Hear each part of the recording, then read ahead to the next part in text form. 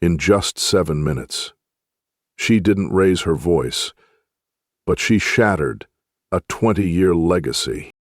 AOC, the daughter of a housekeeper and a Bronx dreamer, walked into a marble chamber ruled by power, silence, and $4,100,000, 0 cents, in undisclosed gifts. The Chief Justice mocked her education, but she asked one question no Ivy League could answer. And now, the court isn't the same. But here's the question America still can't agree on. If the law serves the people, then why do the people need a Harvard degree to question the law? It started with a cough. At first, nobody thought much of it. Just another flu season casualty on Capitol Hill. But by 7:42 a.m., Rep. Wilkins of Michigan was being helped into a black SUV, cheeks pale, tie askew. The Judiciary Committee staff moved quickly. Phones buzzed, papers shuffled, coffee cups trembled beside keyboards. By 8:09, a single sentence hit the internal group chat. Wilkins is out. Backup confirmed. Ocasio-Cortez is in. A pause followed. Then someone typed it. What everyone else was thinking. She's not even a lawyer. The room where it would all happen, Rayburn 2141, was already alive with tension. An oversight hearing titled Judicial Ethics and the Erosion of Public Trust. A mouthful. But everyone knew the subtext. It was about him. Chief Justice John Roberts. He arrived with 2 senior clerks and 1 federal liaison, dressed in black, polished but not showy. His smile didn't reach his eyes. His hands stayed clasped in front of him, like he was bracing for something, but unsure when it would hit. Cameras were being tested, lights adjusted, mic levels dialed. On C-SPAN, the chyron was already live. Supreme Court ethics under scrutiny. And then she entered. No entourage, no fanfare, no blazer with Congress pins. Just Alexandria Ocasio-Cortez in a soft gray suit, legal pad tucked under one arm, hair in a simple twist. She didn't walk fast. She didn't smile. She scanned the room with the quiet, deliberate calm of someone who had already read the temperature and knew which way the wind would turn. She's here, a young staffer whispered behind a raised binder. No, can't be. She wasn't on the... Check the roster again. They updated it 5 minutes ago. One of the older aides, maybe mid-50s, leaned forward and muttered, "What's she gonna ask? Fashion ethics?" The woman next to him didn't laugh. She just muttered, "Careful." AOC walked to the back of the room, slid into a seat behind the dais, and opened a well-worn pocket constitution. It wasn't performative.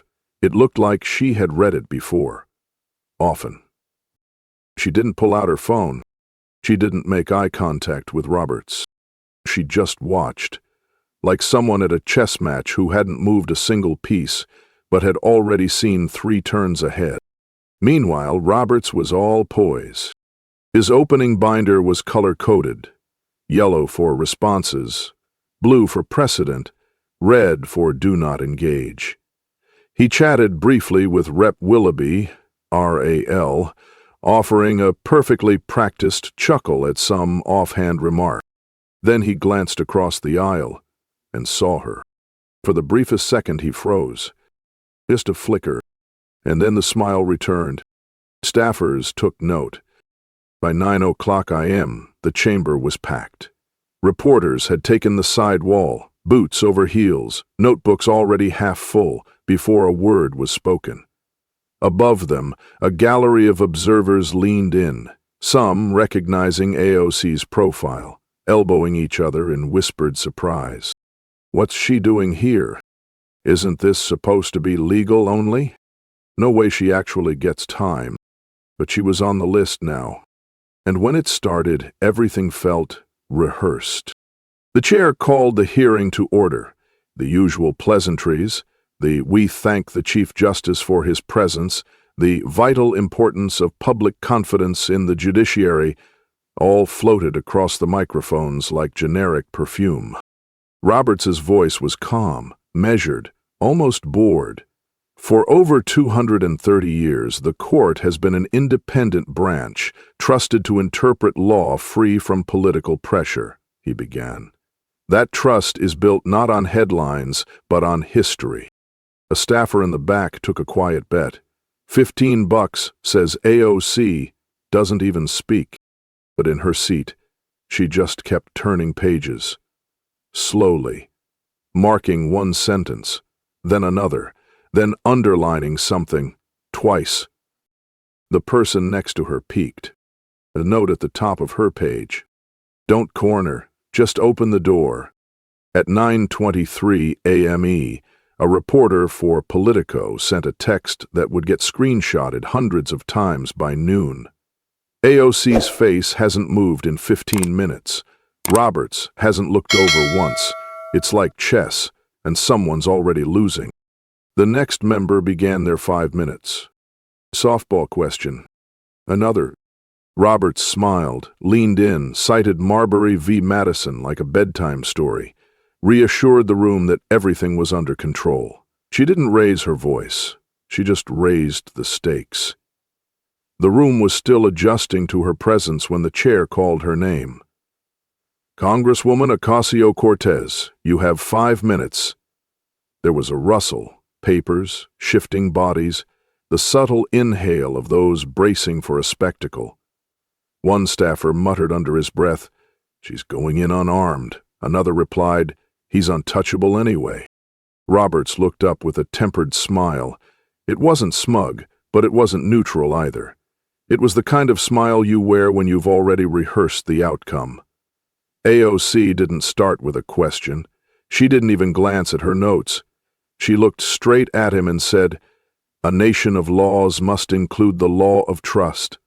The sentence hovered for a second, sharp, clean, not loud, but louder than the previous 20 minutes of legal fencing. Someone in the gallery blinked twice, whispering to his colleague, "Wait, what did she just say?" Roberts gave a nod that looked polite but felt practiced. His fingers steepled again. Default posture. AOC continued, flipping a single page on her notepad, not breaking eye contact. The founders imagined a judiciary that would serve the people, not float above them. Still no question. The room shifted. Roberts responded calmly. "Congresswoman, the independence of this court is not a suggestion, it is a safeguard." He was prepared, smooth. She didn't challenge the line. Instead, she asked, "Do you believe public confidence in the court is increasing, staying the same, or declining?" Roberts paused. Just a beat. "Public opinion," he replied, "is an ever-moving target, Congresswoman. We do not chase it. We uphold the Constitution." AOC nodded. "That wasn't my question." Laughter, not from her, from somewhere behind the cameras. Short, stifled, the kind that makes the room suddenly alert. He adjusted slightly. "Decline, then. That would be a fair word. And is that decline," she followed, "a result of public misunderstanding or judicial behavior?" Now his smile thinned, not gone, just drawn tighter. "Perception is often colored by rhetoric," he replied. She nodded again. "So let's take rhetoric off the table." She reached under her folder and pulled out a chart. Not flashy, just clean, data. Over the past 6 years, Gallup, Pew, and Harvard's Institute of Politics all showed double-digit drops in trust toward the Supreme Court, particularly among younger Americans and independents. She slid the chart forward, didn't wait for a response. Then she asked, softly, "When the law loses the people, who protects the law?" The question didn't need an answer. It wasn't an accusation. It was air, suddenly harder to breathe. Roberts leaned back, crossed one leg slowly over the other. "The law," he said, "protects itself." "And who protects the people from the law?" she replied. The silence this time lasted longer. Not frozen, just still. She didn't press further, didn't need to. Then she pivoted. Have you or any member of this court received gifts, travel, lodging, or hospitality that were not disclosed per the Ethics in Government Act? The question hit clean. He straightened slightly. I believe all disclosures required by law have been filed appropriately. Have you ever amended one after media inquiry? That smile again. A beat too long, a pause too deliberate. I will not speak to hypotheticals. I didn't ask a hypothetical. Murmurs rose again. At the edge of the dais, a GOP staffer tapped his pen nervously. AOC leaned in just slightly. The American people are watching a court that holds the power to strike down laws, to alter elections, to define rights, and they are wondering, if there's no accountability here, where is it at all? Still no raised voice. Still no accusations. Just the sound of someone asking questions, ones that were supposed to be asked long ago. Then she closed her folder. I yield the remainder of my time. She didn't glance back as she sat. But the room did, because for the first time in the hearing, the Chief Justice didn't speak after a question. He just smiled. But this time, it didn't quite land. She could feel it before she even spoke. The tension had shifted. Something about her closing line in the previous round had landed harder than anyone expected, and when the chair gave her the floor again, there was a noticeable hush, like the room braced for turbulence. AOC didn't clear her throat. She didn't reset. She just leaned in. Chief Justice Roberts, for the record, are you aware of the publicly reported $1,200,000, 0 cents, in undeclared travel, hospitality, and private gifts connected to sitting members of the Supreme Court over the past decade? He didn't blink. I am aware of what the media has characterized, yes.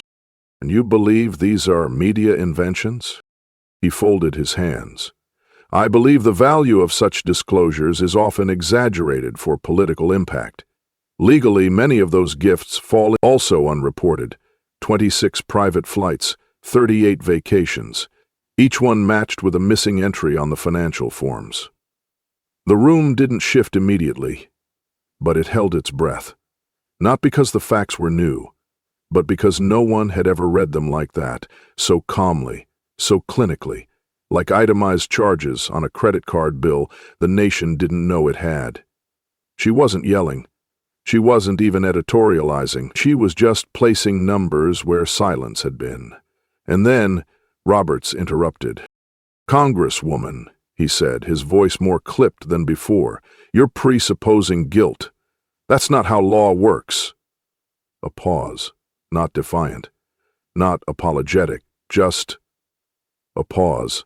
Then her eyes lifted and she met his gaze.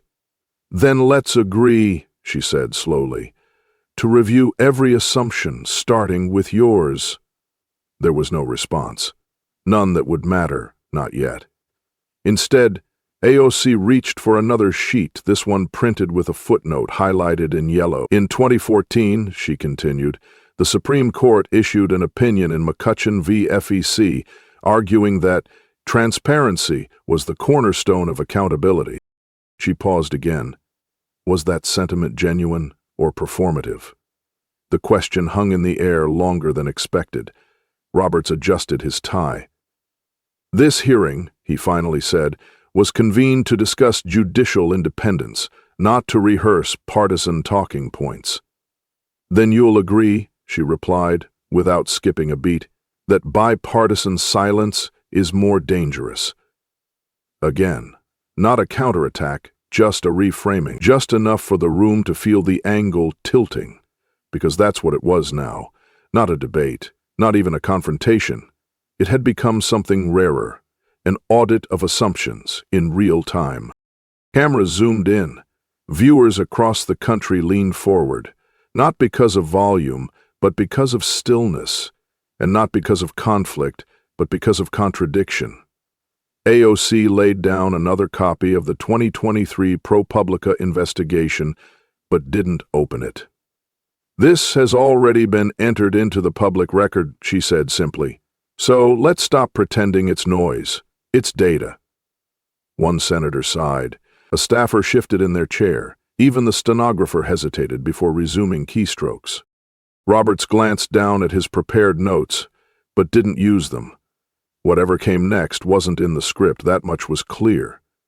"Ethics," she said at last, her voice still steady, "isn't about whether you broke the law.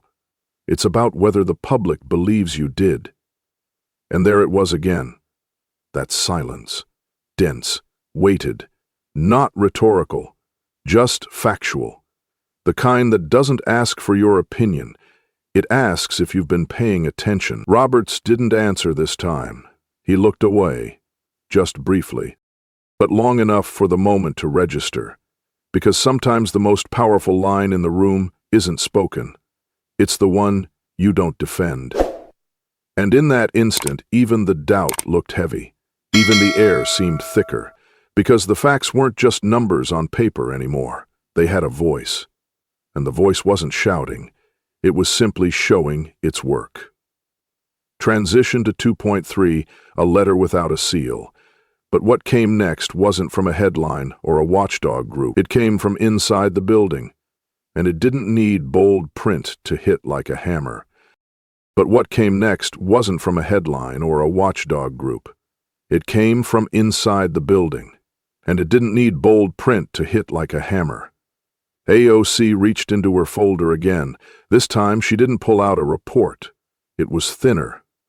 Older, a folded piece of paper, creased twice, with no official seal. She unfolded it carefully. "This," she said, without raising her voice, "was written by a former Senate Judiciary staffer involved in the 2005 confirmation process for Chief Justice Roberts." Murmurs stirred like dry leaves behind her. The memo hadn't been entered into evidence. It hadn't been subpoenaed, and yet it sat in her hand like a match inches from dry wood. "It wasn't made public," she continued, "because it was deemed non-material at the time." She let the silence hold. "But in light of today's discussion on standards and trust, I believe it now qualifies as relevant." No objection, just breath held in committee-wide suspense. "The memo," she said, "references inconsistencies between academic accolades listed on Mr. Roberts's original confirmation resume and what was found in archived records." She didn't embellish, didn't overplay it. One entry lists magna cum laude honors for undergraduate coursework. Harvard records, however, show cum laude. The difference was subtle, but in this room it wasn't. She let it sink, then flicked the page. Another item refers to a publication cited as a law review article. Turns out it was a student-submitted op-ed published in a university, but even his colleague didn't respond. Because deep down, they knew, if she had planned it, it wouldn't have looked that natural. Behind her, whispers built like rainfall. "Is that memo legit? Where's it from? If it's fake, why hasn't Roberts denied it?" No one knew the answer. That was the thing. She hadn't made an accusation. She hadn't yelled. She had let the document breathe, and now everyone else was holding their breath. One Democratic aide leaned toward a colleague. "She's not even a lawyer." The other one replied, "And yet, she just cross-examined the Chief Justice without standing up." The line wasn't meant for the cameras, but if it had been, America might have heard it differently. 15 minutes came and went. No one moved. The chair was late returning. AOC finally reached for her pen, not to write, but to underline something. Her page was already filled with annotations and marginalia, lines drawn from case law to footnotes to statutes that had long been ignored. But she circled just one word: oath. Meanwhile, in the press room, questions fired rapid like shrapnel. Will the committee reopen background checks? Does this undermine the court's legitimacy? Will Roberts respond directly? Every outlet was now digging, not just into Roberts's file, but into the Senate's vetting process, the ethics loopholes, the alumni letters from Harvard that had long gone unread. No answer came. Only silence from the Chief Justice's team. Only a sideways glance between his counsel and the committee's general counsel. Because if they denied the memo outright, they'd risk making it the story. But if they ignored it, they were already too late. Back in the hearing room, the ambient noise returned. Heels against marble, murmured clearance codes, the sound of a dozen reputations recalculating risk. A junior GOP aide looked at his phone, pale. "Mr. Roberts' yearbook quote just got posted," he said. "They're digging everything up now." Still, AOC didn't look up. The committee chair finally returned. He looked older than he had before recess. Maybe it was the lighting. Maybe it was the weight of realizing the hearing he thought he was chairing had slipped quietly out of his hands. He adjusted his mic. "Let's resume." She capped her pen, closed the Constitution, then finally, calmly, she met Roberts's eyes again. It wasn't over. Not even close. The air hadn't settled from the recess, but something else had shifted, quietly beneath the surface. Roberts had returned to his seat with the same posture, same practiced calm, yet inside the adjacent antechamber, with the door barely ajar, the camera caught something it hadn't before. His hand, just slightly, trembling over a single sheet of paper. It was the Harvard letter, the one AOC had submitted moments before adjournment. It wasn't damning by itself, not a rejection, not even an accusation, but it called into question the very thing his entire legacy leaned on. The phrasing was diplomatic, almost too careful. "Due to a misalignment in archival records, we cannot confirm the designation as honorary scholar attributed to the referenced alumnus." The sentence didn't shout, it whispered, but Roberts was a man trained to hear subtext, and this one screamed. In the hallway, a reporter stepped toward AOC as she passed. "Congresswoman, do you feel this justifies your approach today?" She didn't stop, just turned slightly and said, "I'm not looking for a headline. I'm looking for a higher standard." She walked on. Inside the chamber, a staffer leaned close to Roberts's ear. "Should we move to strike the memo?"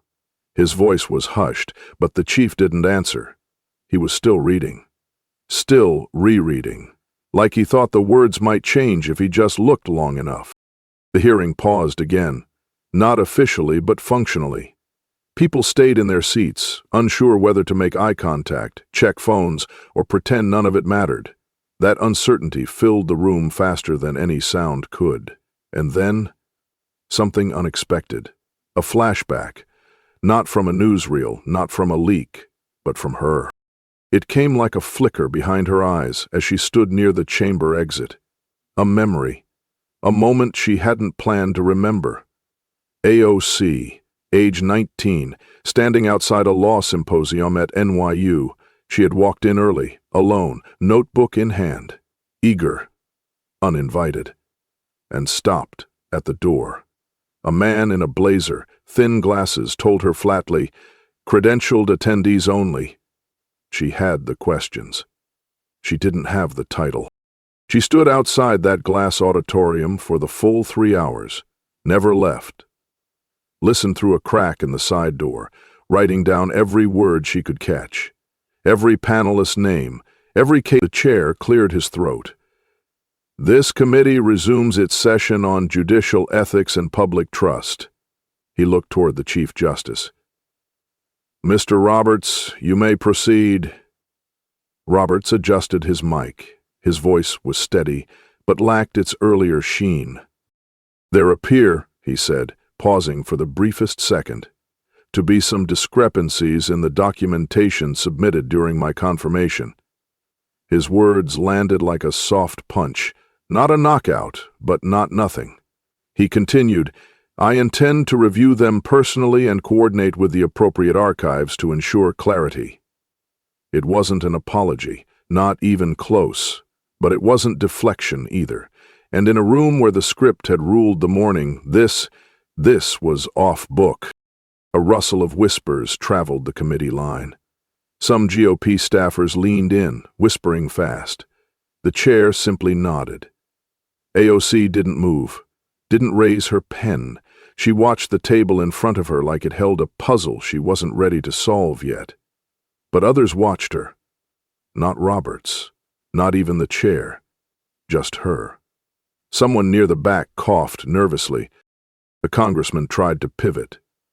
"Chief Justice," he said, "I'd like to refocus the committee on the importance of precedent." But his voice trailed off when no one seemed to hear him.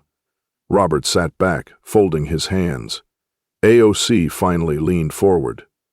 Not to speak, just to retrieve a single sheet of paper from her folder. She looked at it for a second, then tucked it beneath a worn legal pad and placed her hands over both no words. But the silence said plenty. On the press benches, phones lit up like wildfire. CNN was already drafting a headline. MSNBC ran a lower third banner, "Roberts admits discrepancies incredible." On Fox, a panelist raised an eyebrow and said, "Well, that's not something you hear every day." But in the room itself, the sound wasn't digital. It was breath, controlled, unwilling, the kind of breath people take when history edges closer. Roberts reached for his water, took a sip. AOC still hadn't spoken, and now that silence had meaning, because earlier they'd laughed at her, audibly, because of her credentials, or lack of them, because she wasn't supposed to be here. And now, without raising her voice, without striking her desk or interrupting a soul, she had bent the arc of that conversation without even finishing it. She could have gloated. She didn't. She could have demanded more. She wouldn't. Instead, she simply waited for the next question to come. Not from her, but from the institution. A whisper from a Democratic staffer behind her. "We didn't think this would stick." Another answered, she wasn't aiming to stick it, she was aiming to show it. Still, the committee moved forward, slowly, stiffly, like a train regaining momentum after an emergency brake. The chair tried again. "We'll now move to questions from Representative Mulligan of Oregon." But before Mulligan could begin, a woman on the panel cut in. "Mr. Chairman, with respect, I yield my time to Representative Ocasio-Cortez." The room blinked. The chair hesitated. Not standard procedure. But Roberts said, quietly, "I'm willing to answer her questions." The chairman nodded once. "Proceed." AOC didn't thank anyone. She simply picked up the page she had tucked away moments before. And that's when people realized she wasn't done. Seamless transition into Chapter 4, the sentence that wasn't in the script. She didn't ask a question, not at first. She read a sentence, one not from the Constitution, not from Harvard, not from law school, but from somewhere much closer and far more dangerous. The room hadn't even recalibrated before she reached under the desk and pulled out a small black USB. Quietly, deliberately. She didn't ask for permission, just passed it to the clerk. The clerk hesitated, then plugged it into the committee monitor. No one knew what was coming, not even the chair. The screen lit up in grainy analog. May 12, 1996, read the lower third. C-SPAN watermark. Archive footage. Young John Roberts. Darker hair, rounder face. He sat in a modest studio, across from a legal correspondent. No pomp, no black robe. AOC leaned back. The audio rolled.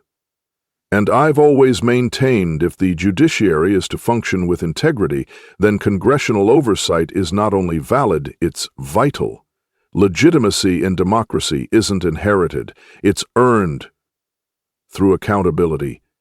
No editing, no spin, just the man on record." In the room, heads tilted, eyebrows arched. It wasn't just the quote, it was the clarity. It wasn't vague or clipped. It was a full-throated endorsement of the very premise he'd spent 2 hours now dodging. And then AOC spoke, not loudly, not with anger, just sharp enough to cut through the stillness. "Chief Justice," she said, eyes fixed on him. "Was that?" A reporter whispered. "She's not just naming them, she's unthreading them." AOC folded the chart. Didn't hand it off, just laid it flat in front of her. "I won't speculate on motive. I won't theorize on intention," she said. "But if a judge accepts something of value from a party with active legal interests before their court, then rules in that party's favor, and does so repeatedly—" She paused again. "Then I'm not speculating, I'm documenting." That last word, so plain, felt heavier than any accusation. Across the room, another committee member asked softly, "Where does this go now?" No one answered. The chair looked toward Roberts. "Chief Justice, would you like to respond?" He adjusted his mic, but again said nothing. Finally, "I'll need time to review the documents." AOC didn't move. "Take all the time you need," she said, "but the country won't." A murmur rippled through the press gallery. Outside, camera crews pivoted. Anchors broke into live segments. Inside, the chamber stayed still. Not from decorum, but from reckoning. And just when it seemed the numbers had done all the damage they could, she said a name, not loud, not even unexpected, except by him. And in that instant, every eye turned. Because it wasn't just a name, it was a memory, and it was back. She hadn't raised her voice, but somehow every word still landed with precision. And now, just as the murmurs returned, she reached into her folder once more. No dramatics, no pause for effect, just a quiet delivery that silenced the room faster than any gavel. "Mr. Chairman," she said, "I ask that this be entered into the record." A staffer stepped forward to receive the document. It wasn't thick, just 3 pages, stapled at the corner, but the heading alone drew gasps. Affidavit of Michael L. Kravitz, former registrar, Harvard University. No one interrupted. They didn't need to. Everyone knew the name. AOC spoke evenly. This affidavit was voluntarily submitted and notarized. It confirms that minor but material errors exist between what was filed in the 2005 confirmation documents and what the registrar's office maintains in its own records. Silence. She didn't move to explain further. She didn't have to. Across the room, Roberts sat motionless, but his jaw tightened slightly. His hands, usually poised, now rested awkwardly, one folded atop the other, like he didn't know where to place them. "Does it accuse falsification?" the chair asked, more from duty than doubt. "No," AOC replied. "It clarifies discrepancies. That's all." Another beat. Then Roberts finally spoke. "I accept the record," he said, voice quieter than usual, "and its responsibility. Not deflection, not denial. Just 8 words that landed like a falling gavel. No one moved. Someone in the gallery whispered, "Did he just—" But it didn't matter what he said after. Because something had shifted. It wasn't the facts, it was the framing. For the first time in 20 years, the Chief Justice of the United States looked small. Not humiliated, not broken, just visible. Not the robed symbol behind the bench, but a man, and a man who could no longer escape the weight of his own paper trail. The chair leaned forward. "Would you like to recess?" Roberts shook his head faintly. "No. I believe the committee deserves to finish." AOC didn't gloat. She simply nodded once, then closed her folder. No words of triumph, no gestures, just a stillness that made everything around it feel louder. Reporters leaned into their phones.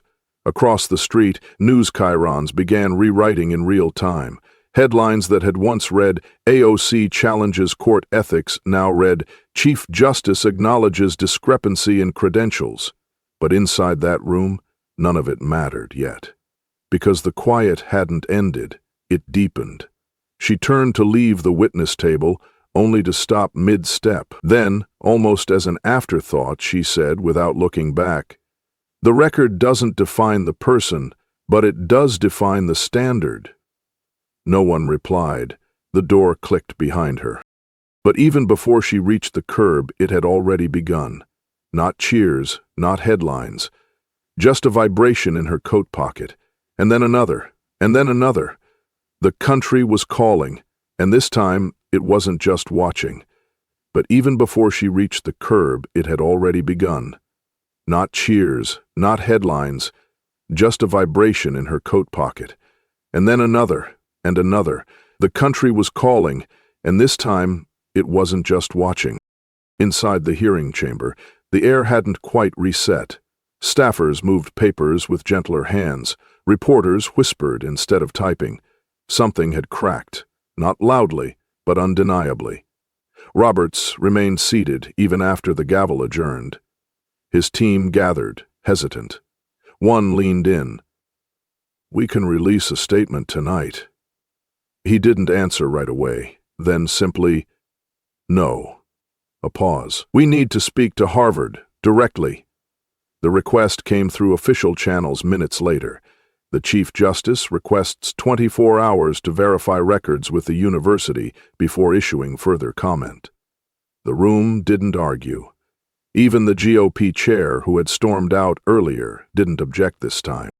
Across the aisle, AOC didn't blink. She nodded once, closed her pen, and handed her notepad to her staffer without a word. The hearing was technically over for now, but no one moved like it was done. They moved like something fragile had been unsealed.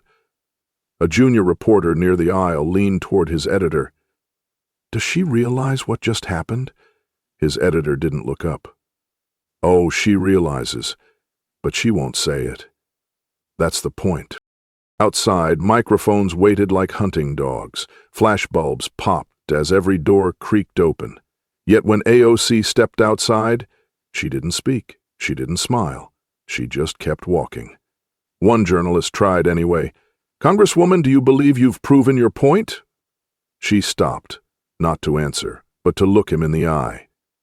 "The robe doesn't make you right," she said, voice low and even, "but the right choice makes the robe worth wearing."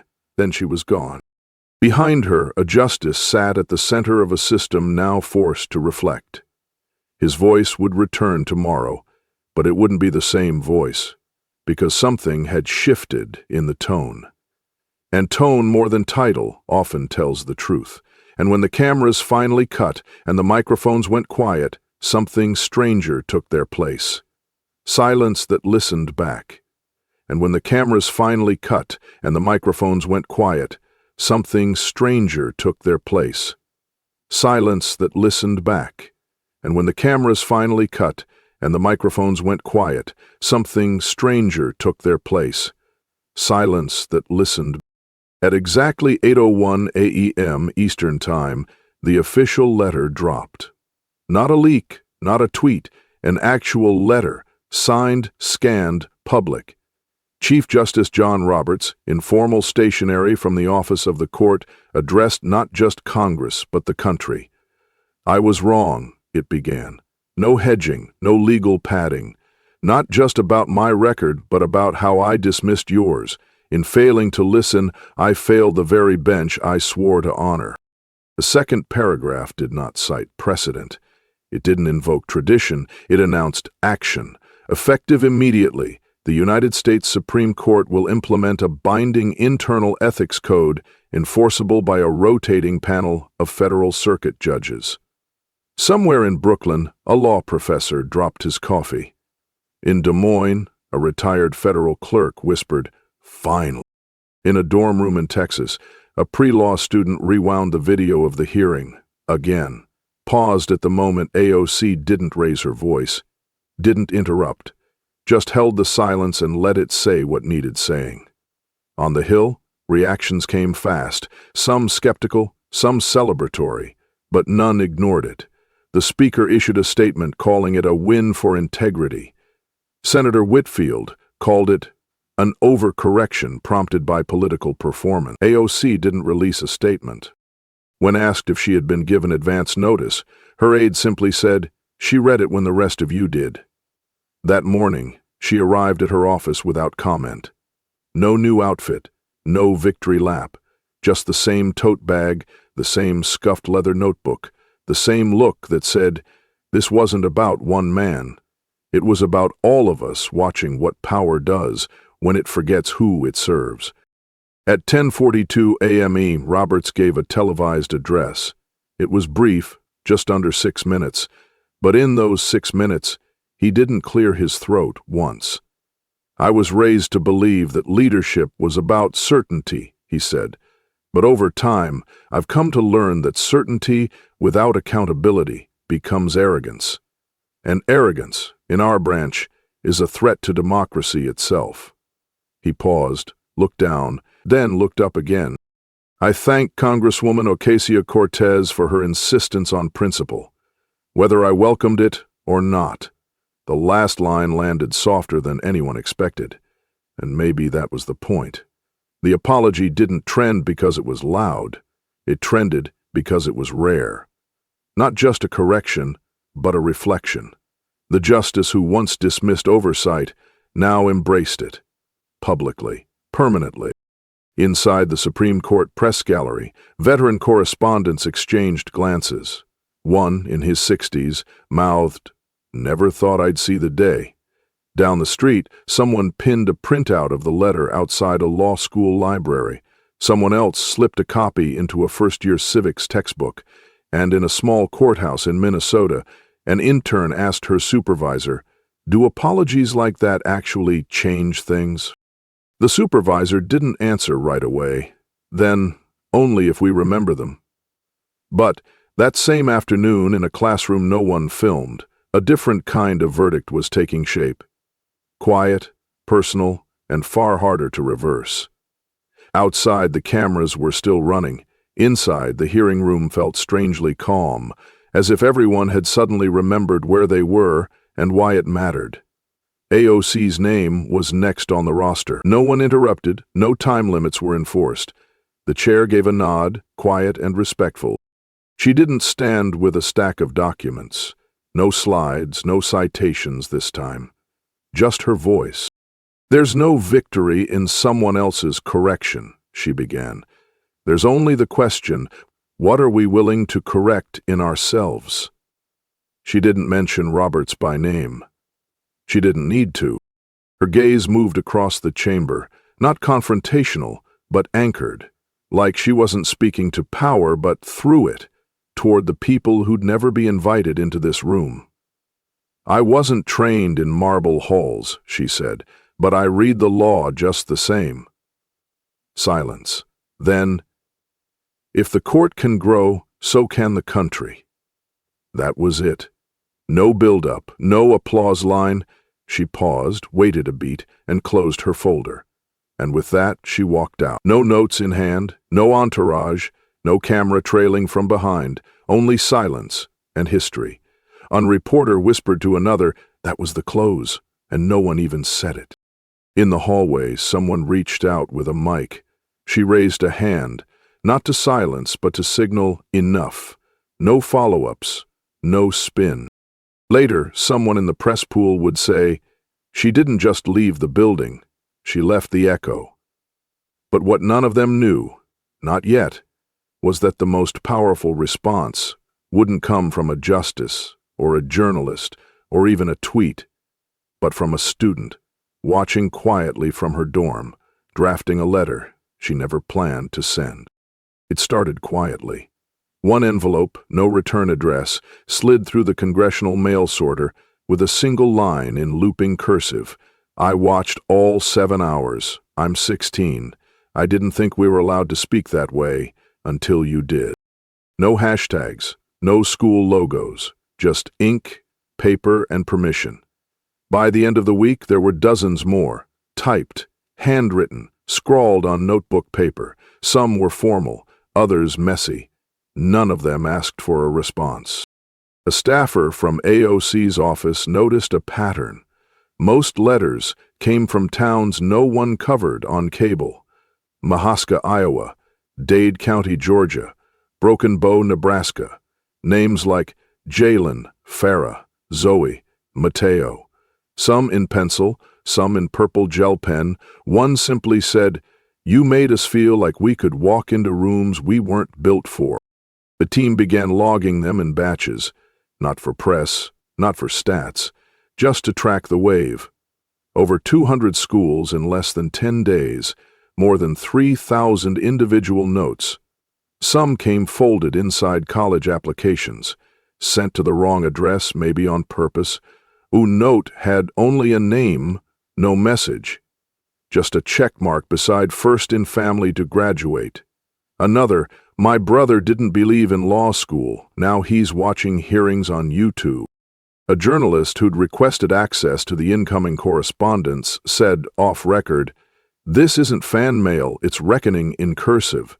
AOC never posted them online, but in one closed staff briefing, she laid a small stack of letters on the table and said, "Keep these, don't frame them, just keep them." She didn't elaborate.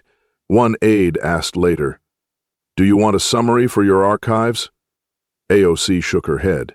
"No, I want to remember the grammar mistakes." But among all the envelopes, one package arrived late. No letter inside, just a photo, and a girl standing in front of her school's flagpole wearing a shirt with one word stitched in red: unapologetic. The invitation didn't come with a press release or fanfare, no public gesture, just a letter, plain, dignified, and unexpected, embossed at the top, the seal of Harvard Law. Below it, a line quieter than any headline: "We invite you to deliver this year's spring keynote at the Harvard Law School Ethics Symposium." There was no mention of the hearings, no reference to Roberts, to the affidavit, or to the clip that had rattled the nation. Just an open door from an institution that once saw her as outsider. She read it once. Then again, her team waited. "If I go," she finally said, "I'm not going to be flattered. I'm going to be clear." The decision was hers, but the message was shared. News leaked, not from her office, but from the Student Planning Committee. The room filled in hours. Students lined the corridors long before the doors opened. Some carried notebooks, some carried signs, but most just carried the weight of watching something shift. On the day of the address, rain fell in soft intervals, never fully storming, never fully retreating. It mirrored the atmosphere, still, expectant, charged with the kind of silence that precedes clarity. She arrived in a black coat, no staff, no speechwriters, just the Constitution in her hand, folded into the same notebook she had carried on the day of the hearing. Inside, the air was reverent but restless. Tenured professors filled the front row, some of whom had dismissed her early arguments as performance. Former judicial clerks flanked the aisles, eyes sharpened not with hostility, but with curiosity. The kind that follows someone who was supposed to lose but didn't. When AOC stepped to the lectern, she didn't smile. She didn't soften. She adjusted the mic and began. "My name wasn't on your rosters. My shoes never crossed your floors. But I've stood where your decisions land." A hush fell. She didn't wait for it to settle. "We are trained in law to measure credibility through citations, through credentials, through legacy. But what happens when those legacies protect power more than truth? No slides, no data, just voice, precision, rhythm." She didn't ask for agreement, she asked for presence. She went on, "When the robe becomes armor, not responsibility, that is not justice, that is costume." A few in the back looked at one another, startled, not because they disagreed, but because they'd never heard it put like that. Inside their own institution, at the midpoint, a student raised his hand. She paused. "Yes?" His voice cracked, just slightly. "How did you stand there, in front of him, in front of them, and not hesitate, AOC blinked once. Because I wasn't auditioning, I was testifying. No applause, just a sudden intake of breath across the hall. When the address ended, she closed her notebook gently and said only this: "Don't protect your prestige at the cost of your purpose." She walked off stage without waiting for questions. She wasn't there to be celebrated. She had brought the court to account, not to make peace with tradition. Outside, in the drizzle, a girl waited. No phone in hand, no request for a picture, just a small, weathered copy of the Constitution, edges worn, margins annotated. She handed it to AOC. Inside the front page was written, "You didn't just protect law, you protected us." AOC held it for a moment, then returned it without signing. "You already have everything you need," she said. And just like that, the girl nodded and stepped back into the crowd. No name asked, no camera raised, just a quiet acknowledgement that sometimes history doesn't echo in applause. It breathes in the silence after truth is spoken. The rain had stopped by morning. Not dramatically, just quietly enough that no one noticed when the puddles disappeared. A week had passed since her words echoed through Harvard's marble halls, yet their ripple hadn't slowed. Instead, it traveled past ivy walls, into classrooms that didn't require a dress code, and into libraries where voices like hers had never been quoted in bronze. The shift wasn't announced. It was felt. At Columbia's main library, the rotunda remained hushed, as always. Students passed through without speaking, the way people do when they feel something larger than themselves in the room. Some paused near the east wall, where a new bronze plaque had been mounted beneath the arch, framed by nothing but light from the skylight above. There was no ceremony, no ribbon, no dean to explain it, just 14 words, engraved with weight. The law is only sacred when it's honest. They weren't part of any syllabus. They hadn't come from a textbook. They came from a hearing, caught on a hot mic, when the nation wasn't supposed to be listening but did. The camera doesn't need to pan. It simply holds. A young woman, no older than 24, stands in front of the plaque. Black blazer, soft curls tucked behind one ear, a briefcase by her side, scuffed, well-worn, but held with purpose. She doesn't take a photo. She doesn't look around to see who's watching. She simply lifts her hand and presses 2 fingers gently against the etched words, as if tracing something she already knew. Only now it had been given permission to exist in stone. Behind her, a professor walks by and stops. "You know who said that?" he asks, not condescendingly, but like someone who genuinely wants to hear how she answers. He nods. "Yeah," she says. She didn't mean it as a quote, she just meant it. There's a pause. "She ever teach here?" he asks, knowing the answer. "No," the student replies, not looking away from the plaque. "But I think she changed what they teach." The professor doesn't argue. He just nods once, then keeps walking. The girl lingers for a moment longer. Then she pulls a notebook from her briefcase, a plain black one, no labels. She flips to a page marked with a paperclip, scans a few lines, and beneath the word argument, she scribbles, "Ask what the robe protects." Not just who, in the upper left corner, a sticker reads, "Public Defender Prep, Semester 2. She closes it, slides it back in her case, and walks out into the light without saying another word. A beat later, a janitor enters. He stops in front of the plaque and reads the words slowly, lips moving but silent. Then he chuckles, not mockingly but with something like recognition. "Took him long enough," he mutters. He doesn't know the camera caught that. Or that the clip will later circulate online with a caption, "Every courtroom in America needs this plaque and that janitor." What followed that hearing was never just about one justice, or one question, or one record. It was about the power of asking when no one expected you to have the right. And now those questions were being asked in places where they'd once been unwelcome, not shouted, just spoken, firm, grounded, unflinching. Back in D.C., in a quiet hallway of the Rayburn Building, the original microphone that caught the phrase was placed under glass, not in a museum, in a hallway where new interns walked every day. On a simple card beneath it, a single sentence.